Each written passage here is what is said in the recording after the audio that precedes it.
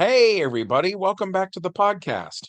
You're listening to the longest running superhero role playing game on Earth. I'm your host, the Game Master, and in this one, we're going to be talking about G.I. Joe. But before we get into that, smash like, make sure you're subscribed, and leave us a comment. That helps us out with the YouTube algorithm, but also we love hearing from you guys. We have an awesome community here, and that's thanks to you. So thank you so much for being here. So, all that said, let's get into it. The prologue to this one starts in the 1980s when Cobra assaults the G.I. Joe team in the Himalayas as they test the Broadcast Energy Transmitter, or BET for short. The Joes use this new device of theirs to activate their automated weapons systems. And during this battle, Serpentor, who is a clone created from the DNA of history's greatest villains, is captured. Cobra Commander orders a retreat, then leads his troops into a strange underground kingdom known as Cobra La. As the Joes celebrate their victory, a new group of rookie Joes are brought onto the team, including a female ninja named Jinx, a military police officer named Law and his dog, Order, former basketball player Big Lob, EOD specialist Tunnel Rat, undercover officer Chuckles, and Duke's reckless half-brother, Lieutenant Falcon, a Green Beret. Meanwhile, the Joes chase Cobra into Cobra La, and the Joe forces are ambushed and detained within this Lovecraftian living environment. The Cobra soldiers are met by the civilization's leader, Globulus, who has Pythona and his other henchmen, Nemesis and Forcer, arrest Cobra Commander. While there, Cobra learns about their history. Ages ago, Cobra La was a prehistoric civilization that ruled the Earth. However, the Ice Age, the evolution of humans, and their development of scientific technology resulted in Cobra La's survivors being forced into caverns within the Himalayas.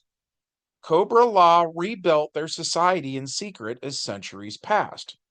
Globulus vowed to destroy humanity so that his people could one day reclaim the earth. He eventually discovered a nobleman who was working on biological weapons. The nobleman later became Cobra Commander, charged with conquering the world on behalf of Cobra La. However, Cobra Commander's repeated failures caused Globulus to use a psychic motivator on Dr. Mindbender, inspiring the creation of Serpentor. Meanwhile, a disguised Zorana uses Falcon to infiltrate Serpentor's holding cell. Falcon is put on guard duty by his older half-brother Duke as a punishment for skipping the training earlier. Falcon abandons his post to flirt with Jinx, while the Dreadnoks and Nemesis Enforcer free Serpentor, injuring Alpine, Bazooka, and Gung Ho in the process. General Hawk scolds Falcon for dereliction of duty and confines him to quarters until court-martial. In Cobra La, Cobra Commander is tried, and Globulus reveals his plans to launch spore pods filled with mutative spores into space and then use the BET to hatch them, thus dooming humanity.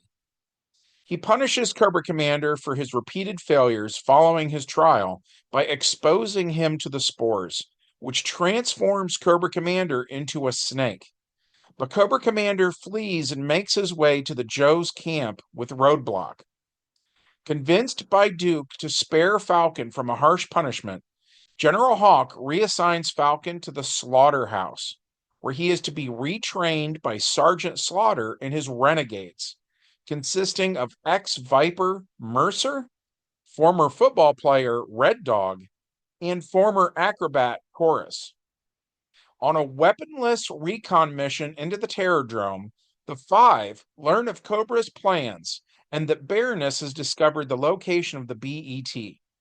As Falcon and the others destroy the Terrordrome, Cobra launches an assault on the Joes. The Joes launch a counterattack on Cobra, but the BET is stolen. Serpentor attempts to kill Falcon, but Duke intervenes and Serpentor spears him in the chest. Duke then falls into a coma. Falcon, the Renegades, and the new recruits head to the Himalayas to stop Cobra Law. The G.I. Joe team is led to Cobra Law's lair by Cobra Commander until what's left of Cobra Commander's mind seems to fade away and he is now just an ordinary snake. The cold-blooded Cobra Commander slithers off into the blizzard-like conditions, seemingly unable to survive due to his new cold-blooded body. Despite their lack of a guide, the Joes make their way into Cobra Law, where the new recruits prove themselves and the Joes rescue their captured teammates. Falcon, Jinx, and Sergeant Slaughter confront Galobulus, Pythona, and Serpentor. The ensuing fight culminates in Jinx and Slaughter sending Pythona and Nemesis Enforcer falling to their apparent demise. Finally, Falcon sends Serpentor out of Cobra Law and reconfigures the BET to incinerate the spore pods in space, destroying the Cobra Law ice dome. Immediately following the battle, the strike team receives news the Duke has come out of his coma and is recovering. It seems to be a happy ending, and the Joes feel like maybe they've finally seen the last of Cobra. Which brings us to the main plot of this game session, which takes place in 2024 in a Midwest town called Springfield at the local Walmart of all places. Deep under the storefront, there exists a secret Cobra base. Here in glass tubes are the various members of G.I. Joe in stasis. There are no human members of Cobra here, just the medical equivalent of the Cobra android troopers. The androids go about their mundane business when suddenly something happens and they all stop moving. They seem to be undergoing some sort of a system update. And as they are downloading these new files, the Joes are woken up from their stasis. The fluid drains from their stasis pods, and for the first time in decades, the Joes free themselves. They get out of the tubes, and Snake Eyes grabs a fire axe off the wall and uses it on the glass chest of the nearest Cobra android. Once all of the androids have been smashed, Snake Eyes steals the black pants and yellow boots off of one of them. Jinx and the other Joes follow suit.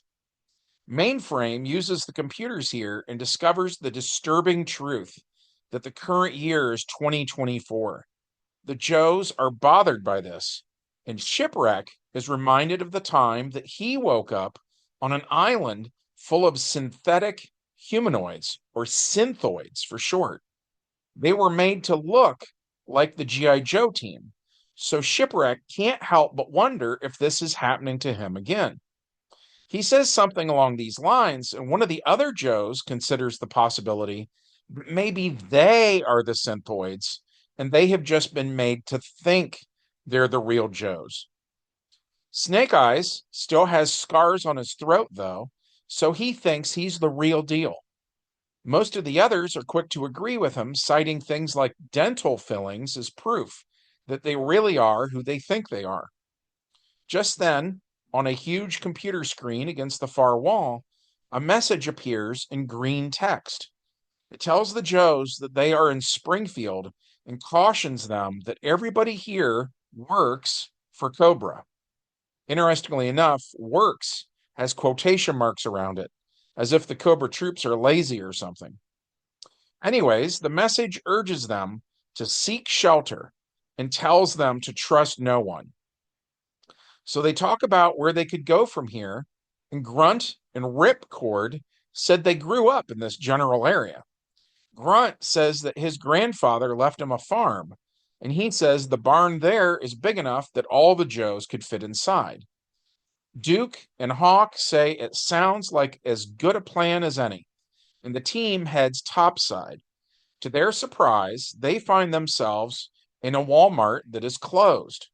It is the middle of the night, and the elevator that leads down to the lab where they woke up is hidden behind a secret door in the store manager's office. From there, the Joes go outside and split up. Jinx finds an Asian restaurant nearby where she steals a bunch of sharp sushi knives. While here, she also finds a computer that looks like it was made in the early 90s. When she turns it on, it gives her several options, including the ability to contact High Command. Jinx writes down anything she thinks might be useful information, and she thinks about telling the others, but then remembers what the message said about how she should trust no one. So she wonders if it's possible that she is real, but some of the other Joes might be synthoids. Speaking of the other Joes, Snake Eyes and Scarlet break into an Arbico tire change place next to the Walmart. In here, they arm themselves with crowbars, etc. Scarlet also finds a heavy steel bar that is part of an industrial jack made to lift cars off the ground, and she keeps it to club any cobras she may encounter. Snake Eyes changes into some mechanic's coveralls and searches the manager's office here. He keeps a pad and paper so he can write notes, allowing him to communicate with the rest of his team since he doesn't talk. As they are here, a police SUV shows up and two Cobra police officers take a look around the Walmart. So the Joes regroup and head out. They sneak through Springfield, eventually making their way to a military surplus store. And while here, they grab a bunch of gear. And Snake Eyes grabs a black ski mask, which he puts on. Then over top of that, he puts on a pair of black goggles. No sooner than he does, the Cobra police officers pull into the parking lot, shining their headlights on the building. So Snake Eyes, Scarlet, and Jinx hide in the rafters. The Cobra cops walk in, and the Joes drop down onto them. Snake Eyes knocks one out in a single hit. Jinx hits the other, but it still has a couple hit points left. So Scarlet finishes the job, knocking him out. The Joes steal the gear the Cobra cops were wearing, then they steal their SUV, which brings us to the epilogue. The Joes all meet up on Grunt's farm and exchange notes. They tend to think that they really are in 2024, and this is not another Cobra trick, like the time Shipwreck thought it was the future on that island. Mainframe tells the Joes about the internet, and he tells them that if they are the real deal, then it would appear that Cobra somehow replaced them with synthoids who've been growing old this entire time. So Mainframe shows the Joes their counterparts, many of whom are now high-ranking members of the United States Army. General Hawk says it would appear that not only was Cobra not as defeated as they thought, but somehow Cobra won. So it's going to be up to G.I. Joe to figure out who's running Cobra now and take them down. Meanwhile, Marissa Fairborn, the daughter of Flint and Lady J, is called into the office of the man who claims to be General Conrad S. Hauser, aka Old Man Duke. General Hauser tells her it has recently come to his attention that Cobra has created synthoids using the DNA of the original members of G.I. Joe, and that these synthoids are being tricked into overthrowing the United States government. So Marissa says she's not going to let that happen. General Hauser salutes her and says he knew he could count on her. Hauser then contacts a man named Paul Latimer, who is the current Secretary of Defense. He tells him about the meeting with Captain Fairborn, and Secretary Latimer commands Hauser to inform him of any changes. Latimer then gets back to what he was doing before General Hauser contacted him, which is being on the campaign trail and trying to become the next president of the United States. And at this rate, it looks like he's probably going to win. And that's where we stopped this adventure. We had a really good time playing this one. We hope you had a good time hearing about it. If so, as always, we would love it if you took a quick second of your time to hit like, make sure you're subscribed, and leave a comment.